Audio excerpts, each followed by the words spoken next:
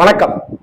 முதல்ல ஒரு சந்தோஷமா இருந்ததை நான் உணர்ந்தேன். சந்தோஷத்தை நான் உணர்ந்தேன். எதுக்காக அப்படின்னா, ஜனவரியிலிருந்து மே மாசம் வரைக்கும் எனக்கு தெரிந்து எந்த படமும் ஹவுஸ்ஃபுல்லா ஓடாத இந்த தருணத்துல சுமாரான படமாக இருந்தாலும் கூட அரண்மனை 4 குழந்தைகளால கூட்டம் நிரம்பி வழிகிறத, குடும்பம் குடும்பமா வந்து பார்க்க முடிஞ்சுது. அந்த வகையில 2வது வாரம் கூட பல தியேட்டர்கள்ல அரண்மனை 4 எடுக்கப்படலை. படம் சுமார் தான் அப்படின்னாலும் கூட சந்தோஷத்தை கொடுக்குது குழந்தைகளுக்குன்னும் போது, வசூல் குவியுது தியேட்டர்லன்னும் போது நல்ல விஷயம் தானே. 2வது விஷயம், ரொம்ப நாளைக்கு பிறகு படம் போட்ட முதல் நாளே ஹவுஸ்ஃபுல் காட்சிகள் அப்படின்னு பார்த்தது வந்து ஸ்டார் கவின் நடித்த ஸ்டார் படத்துக்கு, இயக்குனர் இளன் இயக்கிய ஸ்டார் படத்துக்கு நான் பார்த்தேன். நேற்றுக்கு ஹவுஸ்ஃபுல், கிட்டத்தட்ட டிக்கெட்டு நான் சொல்லி வச்சிருந்ததுனால எனக்கு டிக்கெட் கிடைச்சது. இல்லாட்டினாக்கா நேற்றுக்கு நான் ஷோ பார்த்துருக்க முடியாது. அடுத்த ஷோவும் ஃபுல்லாகிடுச்சு அப்படின்னு சொல்லி சொன்னாங்க. நேற்றுக்கு 4 ஷோவும் ஃபுல்லு. இன்றைக்கு அடுத்தடுத்த நாட்களுமே அப்படி ஃபுல்லில் போயிட்டு இருக்கு அப்படின்னு தேட்டர் செங்கல்பட்டு SRK தேட்டர் நல்ல சிவம் மேனேஜர் அவர்கள் சொல்லும்போது ரொம்ப ரொம்ப சந்தோஷமா இருக்கு. கவின், நீங்க உங்களுடைய அடுத்த ஆட்டம் இனிமே தான் ஆரம்பிக்க போகுது. 3வது படம் உங்களுக்கு பெரிய வெற்றியை கொடுத்துருக்கு. உங்களுக்கு தனிப்பட்ட முறையில் கவினுக்கு என்னுடைய அன்பான வாழ்த்துக்களை தெரிவிச்சுக்கிறேன். ஸ்டார் படம் எப்படி இருக்கு அப்படிங்கிறத பற்றி நம்ம பார்க்கலாம். சின்ன சின்ன விஷயங்களா சொல்லணும்னு ஆசைப்படுறேன். இது வரைக்கும் நம்ம சேனலை நீங்கள் இது பார்க்கலனாக்கா, இப்போதான் பார்க்குறீங்கனாக்கா சப்ஸ்கிரைப் பண்ணுங்கள், லைக் பண்ணுங்கள், ஷேர் பண்ணுங்கள், கமெண்ட் பண்ணுங்கள் பிடிச்சிருந்ததுனாக்கா. ஓகே, ஸ்டார் அப்படிங்கிறது நட்சத்திரம் அப்படிங்கிறது நடிகர்களை குறித்த சொல்லாகத்தான் ரொம்ப நம்ம பெரும்பாலும் பயன்படுத்திட்டு இருக்கிறோம். ஸோ இந்த படத்தினுடைய கதையோட நாயகனும் ஒரு சினிமா நட்சத்திரமாகணும், நடிகராகணும் அப்படிங்கிற ஒரு ஆசை இளம் வயசுலேயே அந்த பையனுக்கு இருக்கு. இன்னும் சொல்ல போனாக்கா, அவங்க அம்மா சாதத்தை பிசைஞ்சு ஊட்டுறாங்க, அவங்க அப்பா ஒரு போட்டோகிராஃபர், அவர் நடிப்பை பிசைஞ்சு ஊட்டுறாரு. நீ நடிகன் ஆகணும், நடிகர் ஆயிடுவ அப்படின்னு சொல்லிட்டு. ஏன்னா அந்த அப்பாவுடைய கனவு அப்படிங்கிறத தான் இதில் சொல்லப்பட்டிருக்கு. அந்த பையன் வளர்றாரு. வளர்ந்த பிற்பாடு கல்லூரிக்கு போறாரு. கல்லூரியிலையும் அவருக்கு உண்டான நடிக்கிறதுக்கு உண்டான ஆசைகள் இருந்துகிட்டே இருக்கு. கிட்டத்தட்ட இன்னும் சொல்ல போனா அப்பா மோட்டிவேட் பண்ணிக்கிட்டே இருக்காரு. தான் சாதிக்காததை பையன் சாதிச்சிடணும் அப்படின்னு நினைக்கிறாரு. அந்த பையனுக்கு அடுத்தடுத்த கட்டத்தில் அப்படியே போயிட்டே இருக்கும்போது ஒரு வாய்ப்பை தேடி ஒரு ஒர்க் ஷாப், நடிப்பு கூத்து பட்டறை மாதிரி ஒரு நடிப்பு பயிற்சி மும்பையில் இருக்கிற ஒரு மிகப்பெரிய ஆளுமையால் நடத்தப்படுது. அதுக்கு பணங்காசு புரட்டி அப்படி இப்படின்னு அவர் மும்பைக்கு போறாரு. ஆனா இவருடைய நடிப்பு அங்க ரசிக்கப்படலை, கேவலமா பார்க்கப்படுது. இதெல்லாம் நடிப்பே இல்லை அப்படிங்கிறது அந்த ஆளுமை சொல்லுகிற, அங்க இருக்கிறவங்க சொல்ற விஷயமா இருக்கு. ஒவ்வொருத்தரும் பொழந்து கட்டுறாங்க. தனக்கு ஆசைதான் இருக்கே ஒழிய நடிப்பு வரல அப்படின்னு அந்த கவின் கேரக்டர், அவர் கலை அப்படிங்கிற பேரு, அவர் வந்து உணர்றாரு. அதற்கு பிறகு அங்க பர்சம் அடிச்சிடுறாங்க. மும்பையில கிட்டத்தட்ட 6 மாசம் வாழ்கிறாரு. சின்ன சின்ன வேலைகளெல்லாம் சேர்ந்து வாழ்க்கையை ஒப்பேத்துறாரு. ஒரு கட்டத்துல மீண்டும் சென்னைக்கே வராரு, ஊருக்கே வராரு, வீட்டுக்கே வராரு. அதற்கு பிறகு என்ன நடக்குது, ஏது நடக்குது, இதற்கு பிறகு ஒரு வாய்ப்பு கிடைக்க, அந்த வாய்ப்பு ஒரு விபத்தால தள்ளி வைக்கல, ரூட்டே மாறுது. அந்த விபத்துல ஒரு கலைஞருக்கு உண்டான முக லட்சணம்ங்கிறது மாறி போய் தழும்புகளால அந்த பையன் இருக்கான். அதற்கு பிறகு அவனுடைய ஆசை நிறைவேறிச்சா, அவன் இந்த சமயத்திலே ஒரு பெண்ணை காதலிக்கிறான். அந்த காதல் கைகூடிச்சா, இதுக்கு பிறகு என்ன ஆனிச்சு, அவங்க அப்பா ஆசைப்பட்டபடி, அந்த பையன் ஆசைப்பட்டபடி அவன் நடிகனா வந்தானா அப்படிங்கிறத சொல்றது தான் இந்த ஸ்டார் படம். கலை அப்படிங்கிற கேரக்டர்ல கவின் ரொம்ப சிறப்பாகவே நடிச்சிருக்காரு. அவருக்கு நல்லா நடிக்கவும் வருது. ரொமான்ஸ் காட்சிகள்ல ரொம்ப பிரமாதம் பண்ணியிருக்கிறாரு. உணர்ச்சி பூர்வமான காட்சிகள்ல இன்னும் கொஞ்சம் கவின் தன்னுடைய நடிப்பை மெருகேற்றி கொண்டால் இன்னும் ரொம்ப நல்லா இருப்பார். நடிச்சிருக்கார், இன்னும் சிறப்பா செய்ய வேண்டிய ஒரு விஷயமா பார்க்கிறேன். அதே போல இந்த கேரக்டருக்கு வேற யாருமே போட முடியாது அப்படின்னு சொல்ற வகையில கலையோட கவினோட அப்பாவாக லால் நடிச்சிருப்பாரு, பாண்டியன் அப்படிங்கிற கதாபாத்திரத்துல. இன்ஃபேக்ட் இந்த படத்தினுடைய இயக்குனர் இளன், அவங்க அப்பா பேரு பாண்டியன், ராஜாராணி பாண்டியன் அப்படின்னாக்கா நம்ம தமிழ் சினிமாவில் தெரியும். சின்ன சின்ன வேடங்கள்லாம் நடிச்சிட்டு இருக்கிறவர். ஆனா எந்த கேரக்டர்ல நடிச்சாலும் தன்னுடைய ஃபோக்கஸ், தம் மேல ஃபோக்கஸ் வர மாதிரியான வசன உச்சரிப்புகளையும் முகபாவனைகளையும் கொடுக்கக்கூடிய அற்புதமான நடிகர். நமக்கு எல்லாருக்குமே தெரிந்த ஒரு நடிகர், நிறைய படங்கள்ல நடிச்சிட்டு இருக்கார். அவருடைய அந்த ராஜாராணி பாண்டியன் அப்படிங்கிறவருடைய பையன் தான் இந்த படத்தினுடைய இயக்குனரான இளன். ஆக அப்பாவுடைய இந்த லாலுக்கு உண்டான இன்ஸ்பிரேஷன் தன்னுடைய அப்பா கிட்டேருந்து கிடைக்குது, அந்த கலைக்கு உண்டான இன்ஸ்பிரேஷன் தங்கிட்டேருந்தே கிடைக்குதுங்கிற மாதிரியா தான் இந்த படத்தை நாம எடுத்துக்க வேண்டியிருக்கு. ஆனால் இதற்கு அடுத்தடுத்த காட்சிகள் எல்லாமே புனைவு காட்சிகளாகவும் இதற்குள்ளார இயக்குனர் சேர்த்திருக்காரு. அந்த இயக்குனர் பார்க்கறதுக்கு சின்ன தம்பியா இருக்காரு, ரொம்ப இளம் வாலிபர்னு தான் அவரை சொல்லணும். அந்த அவருக்கு உண்டான எதிர்காலம் பிரகாசமா இருக்கு. இன்னொரு சந்தோஷம், இந்த படத்துல உள்ள டைட்டில் வந்து எல்லாமே தமிழ்ல போடப்படுது. ஆடை அலங்காரம், ஆடை வடிவமைப்பு, அரங்க நிர்மாணிப்பு, அப்படி இப்படிங்கிற மாதிரி தமிழ்லயே டைட்டில் போட்டதும் மனசுக்கு ரொம்ப இதமா இருந்தது. இந்த படத்துல காமெடி அப்படிங்கிறதும் அழகா வந்துட்டே இருக்கு. சென்டிமெண்டான விஷயங்கள், எப்படி லால் அந்த கதாபாத்திரத்தை வேற யாருமே பண்ண முடியாதோ, லால் மனைவியாக, அதாவது கவினோட அம்மாவாக வரக்கூடிய கீதா கைலாசம் அவர்களுடைய நடிப்பு ரொம்ப பிரமாதமா இருக்கு. வரிசையா சமீப காலங்கள்ல அவங்க தொடர்ந்து பல படங்கள் நடிச்சிட்டு இருக்காங்க. தமிழகத்தினுடைய தமிழ் சினிமாவினுடைய அடுத்த அம்மா இவங்களா இருக்கிறதுக்கு வாய்ப்பு இருக்கு. ஒரு காலத்துல அம்மானாக்க பண்டரிபாயின்னு இருந்தது இல்லையா, ஒரு காலத்துல வடிவுக்கரசி அம்மான்னு இருந்தது இல்லையா, ஒரு காலத்துல மனோரமா ஆட்சி இருந்தாங்க இல்லையா, அதற்கு அடுத்து நிறைய பேர் வந்து நம்ம சரண்யா பொன்வண்ணன் இருந்தாங்க இல்லையா. இந்த இடத்தை நிரப்புவதற்கான அடுத்த கட்ட நாயகியாக, நடிகையாக, அம்மாவாக கீதா கைலாசத்தினுடைய நடிப்பு ரொம்ப அழகாவே இருக்கு. அவங்க மிகைப்படுத்தப்பட்ட நடிப்பு தான் ஒரு அம்மாவுக்கு உண்டான கேரக்டரைசேஷன், அது அப்படித்தான் இருக்கணும். ரொம்ப சிறப்பாகவே பண்ணியிருந்தாங்க. அதே போல படத்தினுடைய முதல் பகுதியில கவினுடைய காதலியாக வரக்கூடிய மீரா அப்படிங்கிற அந்த கேரக்டர்ல பிரீத்தி அப்படின்ற அந்த பெண் நடிச்சிருந்தாங்க, ரொம்ப நல்லாவே நடிச்சிருந்தாங்க. ஆனா அந்த அவர்களுக்குள்ளார இருக்கிற அந்த காதலை சரியா இயக்குனர் நமக்கு கடத்தலையோ, அல்லது அதனுடைய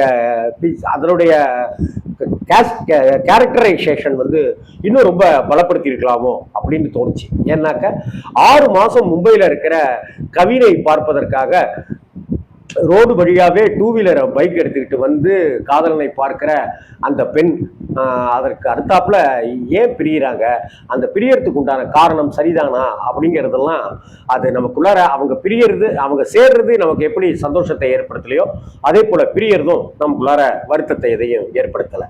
ஒரு விபத்து, அந்த விபத்துக்கு அப்புறம் அவருடைய முகத்துல ஏற்படுகிற மாற்றங்கள், அதனால அவருடைய தன்னம்பிக்கை குறைந்து போறது, சினிமா துறைக்கு மட்டும் இல்லை, தன்னுடைய வாழ்க்கையவே என்னமோ போயிட்ட மாதிரி அவர் நினைக்கிறதுங்கிறது பார்க்கும்படியா ரொம்ப சங்கடமா இருக்கு. அதே சமயத்துல அந்த வீடு, அந்த அந்த தன்னுடைய பையனை லாலும் கீதா கைலாசமும் அந்த அக்கா, அந்த நக்கலைட்ஸ்ல நடிக்கிற அந்த நக்கலைட்ஸ்ல வருவாங்களே அவங்க நிவேதிதா, அவங்க எல்லாமே அவரை அப்படியே தாங்கிக்கிட்டே போறது எல்லாமே முகவரி மாதிரியான படங்களை நமக்கு நினைவூட்டுது. இதே போல இந்த படம் வந்து கிட்டத்தட்ட சர்வர் சுந்தரம் தான். சர்வர் சுந்தரம் படத்துல நடிக்கணும்னு ஆசைப்படுகிற நாகேஷ் அம்மை தழும்போட இருக்கிறது, அதை தாண்டி அவர் வெற்றி பெறுவது தானே சர்வர் சுந்தர படத்தோட கதை. இந்த படத்தினுடைய கதையும் கிட்டத்தட்ட அதுவாகவே இருக்கு. சர்வர் சுந்தரம் அளவுக்கு இந்த படத்தினுடைய இது நீட்சியா இல்லாட்டினாலும் கூட அது நம்மளை ஏதோ ஒரு வகையில நினைவுபடுத்திக்கிட்டே இருக்கு அப்படிங்கிறதையும் பார்க்க வேண்டியிருக்கு. டயலாக், இயக்குனர் இளனுக்கு டயலாக் போர்ஷன் ரொம்ப அழகாவே வருது, ரொம்ப ரொம்ப நல்ல டயலாகாவே வருது.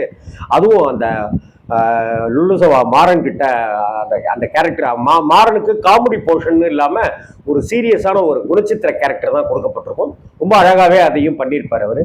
அந்த கேரக்டர்கிட்ட மாமா என்னை கடைசி வரைக்கும் ஹீரோன்னு கூப்பிடு மாமா, அதை நிப்பாட்டிட்டாத மாமா அப்படின்னு சொல்லும்போது அந்த கேரக்டரினுடைய ஃபீலிங்கை நம்மளால உணர முடியும். அது ரொம்ப நல்லா அந்த இடத்துல பண்ணியிருப்பாரு. அதே போல காதல் சுகுமாரன், நடிகர் காதல் சுகுமாரன் இந்த படத்துல ஒரு நடிகரா வந்து அவர் போய் கார் எடுத்துட்டு விரட்டி போற அளவுக்கு போய் அவரை கவின் பேசுறதும், அவர்கிட்ட பழகிறதும், அவர் தெரிஞ்சுக்கிறதும், அவர் உச்சம் தொட்டு அன்னைக்கு இருக்கிறதும், ஒரு கட்டத்துல இரவுல இருக்கும்போது ஐஸ்கிரீம் வித்துக்கிட்டு இரவுல வர்ற அந்த காதல் சுகுமாரன் அவரை பின்னாடி உட்கார வச்சுக்கிட்டு கவின் வண்டி ஓட்டிட்டு போகும்போது நான் கருப்பா இருக்கேனா, அதனால எல்லாரும் அடுத்த வடிவேல் நீ தான் ஏன்னு சொன்னாங்க அப்படிங்கிறதும், இங்க அப்படிதான் அடுத்த கமலஹாசன் நீ தான், அடுத்த ரஜினிகாந்த் நீ தான், அடுத்த சிவாஜி நீ தான், அப்படி இப்படின்லாம் சொல்லி சொல்லி சொல்லி சொல்லி சினிமாவுடைய ஆசையினுடைய ஊசிய ஏத்திக்கிட்டே இருந்து இன்னைக்கும் கோடம்பாக்கத்துல அதெல்லாம் ஒரு காலம்யா, நான் அப்படிலாம் சுத்தி திரிஞ்சேன்னு சொல்லுகிறவர்கள் ஏதோ ஒரு வேலைக்கு போய் வாழ்ந்துட்டு இருக்கிறத இன்னைக்கும் நம்மளால பார்க்க முடியும்.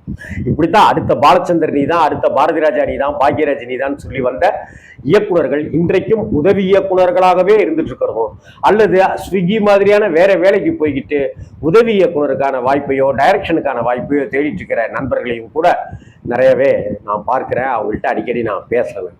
கிட்டத்தட்ட இது இந்த மாதிரியான ஒரு விஷயம் தானாலும், இதற்கு அடுத்தாப்புல செகண்ட் ஹாஃப்ல வேறு ஒரு காதல், வேறு ஒரு பெண் அப்படின்னு வருது. அந்த காதல் ஒரு கவித்துவமான காதலா இல்லாம யதார்த்த காதலா இருக்கு. அந்த பொண்ணு அவனை மோட்டிவேட் பண்றா, அவன் மோட்டிவேட் பண்ண அவனுடைய வார்த்தைகளை கொண்டே மோட்டிவேட் பண்றா, திருமணம் செய்திருக்கிறாங்க. இப்படின்னு அந்த வாழ்க்கைக்கு போகும்போது கதை எங்கெங்கேயோ போகுதோ அப்படின்னு இருக்கு. முதல் பாதியில இருக்கிற லவ் எப்படி நம்மளை பெருசா ஈர்க்கலையோ, அதே போல இரண்டாவது பாதியில வரக்கூடிய அந்த திருமணம் சம்பந்தப்பட்ட காட்சிகளும் கூட நமக்கு பெருசா ஒரு ஈர்ப்பையோ லைஃப்பையோ கொடுத்துடல. ஏன்னாக்க ஸ்டார்னு படத்துக்கு டைட்டில் வச்சதுனாலயோ என்னமோ நடிப்பு சம்பந்தப்பட்ட விஷயத்துக்குள்ளார கவின் பெருசா இறங்கவே இல்லையோ அப்படின்னு தெரியுது. நான் இளனுடைய ஒரு பேட்டியை இதுக்கு முன்னாடி நான் படிச்சப்ப இது நடிப்பு சம்பந்தப்பட்ட கதை மட்டுமல்ல, வாழ்க்கையில ஜெயித்தலுக்கான ஸ்டாரா இருக்கிறதுக்கான ஒரு விஷயம்னு இளன் சொல்லியிருந்ததையும் நான் படம் பார்க்கும்போது யோசிச்சு பார்த்தப்ப ஓஹோ அப்படியா தான் இருக்கும் போல இருக்கு. அப்படின்னாலும் கூட இந்த படம் ஒரு நல்ல படமா, நல்ல படம் தான்.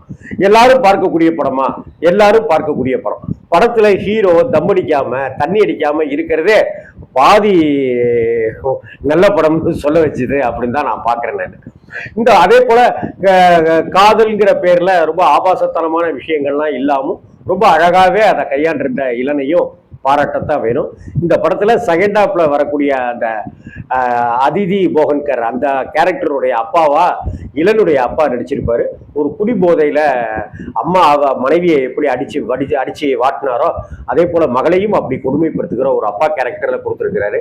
இன்ஃபேக்ட் இந்த படத்துல அவரையே அப்பா கேரக்டர்ல நடிக்க வச்சிருந்தாக்க, லால் கதாபாத்திரத்தில் நடிக்க வச்சிருந்தாக்க இன்னும் ரொம்ப ஜீவன் உள்ளதா இருக்குமோ அப்படின்னு எனக்கு தோணுச்சு.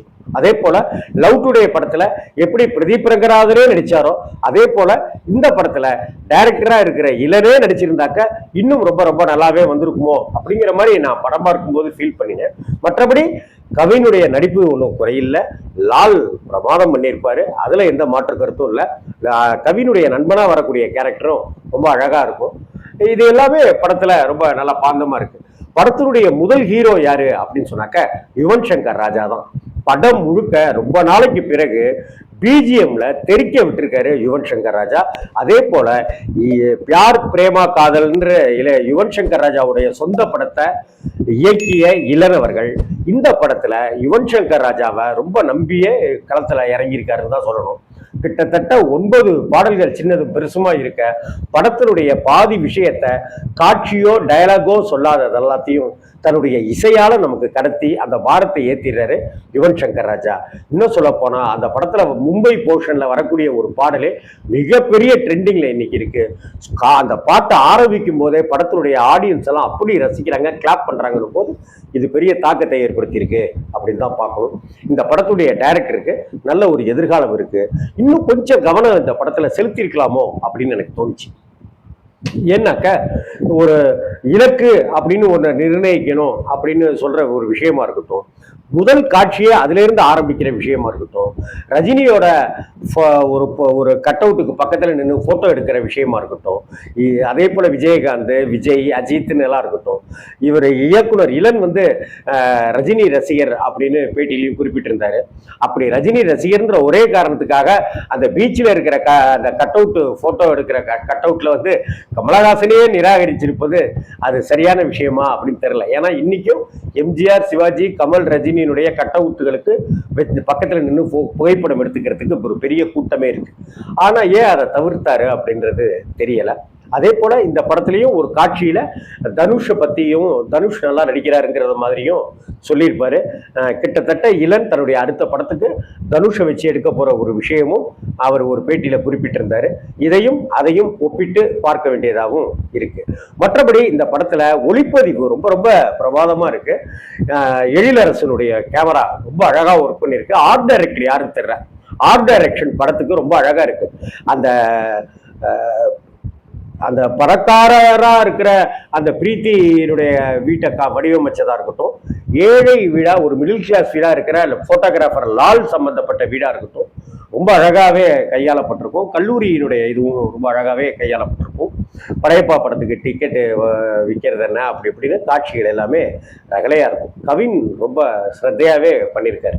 இந்த படம் அவருக்கு ஒரு நிச்சயமாக ஒரு திருப்பு முனையை கொடுக்கும். சம்பளத்தை உயர்த்தக்கூடிய ஒரு சூழ்நிலை உருவாகும். ஒரு 4 படம் இந்த படத்தின் மூலமாக, இந்த ஸ்டார் படத்தின் மூலமாக அவர் ஒரு அடுத்த கட்ட நல்ல ஸ்டார் அந்தஸ்துக்கு கவின் உயர்வார், வளருவாருங்கிறதுல எந்த மாற்றமுமே இல்லை. சரி, இந்த படத்துல எனக்கு தோணுன ஒரு விஷயத்த உங்கள்கிட்ட பகிர்ந்துக்கணும்னு ஆசைப்படுறேன். அதுக்கு முன்னாடி கவின் நடித்த இளன் இயக்கத்தில் உருவான இந்த ஸ்டார் படத்துக்கு நான் கொடுக்குற ஸ்டார் எத்தனை அப்படின்னு பார்த்தாக்க 5 ஸ்டாருக்கு 4 ஸ்டார்கள் இந்த படத்துக்கு கொடுக்கறதுக்கு நான் தயாராக இருக்கேன். ஒரு நல்ல நிறைவான படம். கொஞ்சம் கொஞ்சம் லேக் அடிக்குது, கொஞ்சம் கொஞ்சம் போர் அடிக்குது. இன்னும் எடிட்டிங்கில் ஒர்க் பண்ணியிருந்தாக்க இன்னும் ரொம்ப சிரத்தையான படமாக இருக்கும் அப்படின்னு எனக்கு தோணுது. ஸ்டார் டீமுக்கு என்னுடைய வாழ்த்துக்கள். தம்பி இயக்குனர் இளன் அவர்களுக்கு நல்ல எதிர்காலம் இருக்கு. அவங்க அப்பாவுடைய ஆசையை இந்த படத்தில் அவர் நிவர்த்தி செஞ்சிருப்பாருன்னு நான் நம்புகிறேன். இன்ஃபேக்ட் அந்த அவங்க அப்பாவுக்கு இது ஒரு பெரிய காணிக்கையாக இருக்கணும் அப்படின்னு தான் சொல்லணும். அவருடைய ஷொட்டு பாராட்டுக்கள் நிச்சயமாக அந்த ஆசீர்வாதம் அந்த பையனுக்கு இயக்குனருக்கு கிடைக்கும். கவின், உங்களுக்கு ஒரு எதிர்காலம் காத்திருக்கு. ரொம்ப அழகான நல்ல ஒரு படத்தை கொடுத்த இந்த டீமுக்கு வாழ்த்துக்கள். வணக்கம்.